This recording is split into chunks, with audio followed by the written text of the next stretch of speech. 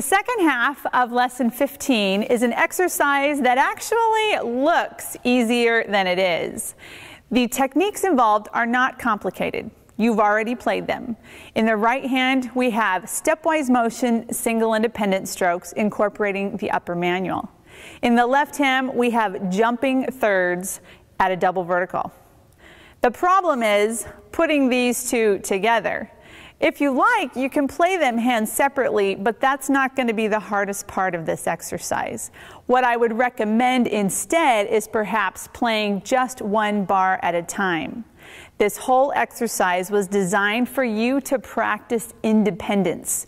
We see that a lot in our literature, and unfortunately, many of the exercises that we practice are in unison or are in parallel easy motion. This is an exercise that has both of your hands doing two different things, so this one might take you a little while to get faster. Let me demonstrate this first bar. You will see that my hands are not moving at the exact same time. My left hand is a little bit slower because it's in quarter notes, whereas my right hand is playing eighth notes, so it's going to move a little bit quicker.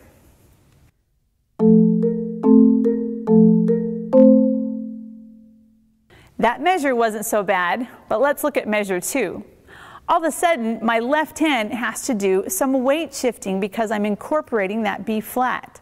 So as my left hand is moving around the instrument, my right hand has to play stepwise motion, single independence between the manuals.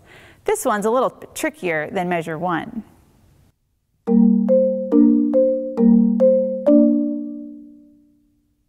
As you can see, this exercise really adds a third element of practice. Not only do you need to have the technique down, but we're really hitting that independence factor.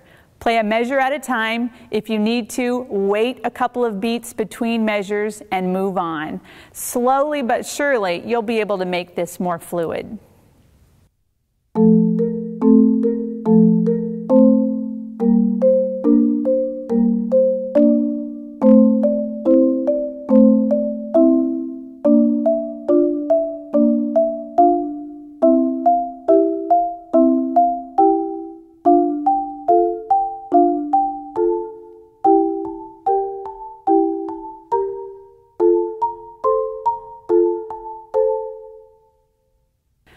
As you notice, that last measure is different from the pattern that you've previously been playing in Mallet 4. It kind of helps transition to the second half of the piece, so make sure you play that measure the way it's written. Because I want you to practice with your outer mallets so much, I'm forcing you, with the sticking I have indicated, to play those single independents with Mallet 4. Now, in the second half of the piece, in the 9th measure, I make you play the single independents with Mallet 1. I realize this is a little bit more challenging. If you need to, you can start by playing it with the inner mallets, but you need to work up to playing it with the outer mallets.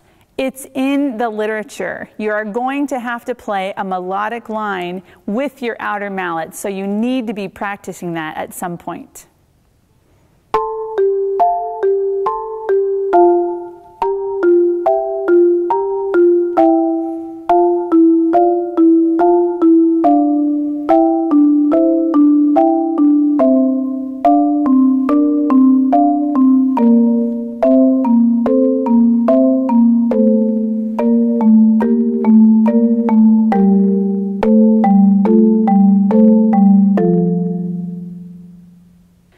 In this exercise, you're going to incorporate all of the body motions that we've talked about so far. Not every measure is identical. Sometimes you'll have an angled out motion, sometimes it will be angled in, sometimes they're parallel, sometimes they're not. So make sure you're just aware of the unique body positions required for each measure. Let me remind you to use your ear as a guide when it comes to beating spots. You always want to hear a really full sound out of every note. If you don't hear a full sound, you could be hitting right on top of the string, whether it's a single independent stroke or a double vertical. Just make sure that you're listening for right notes in addition to a full sound from each bar.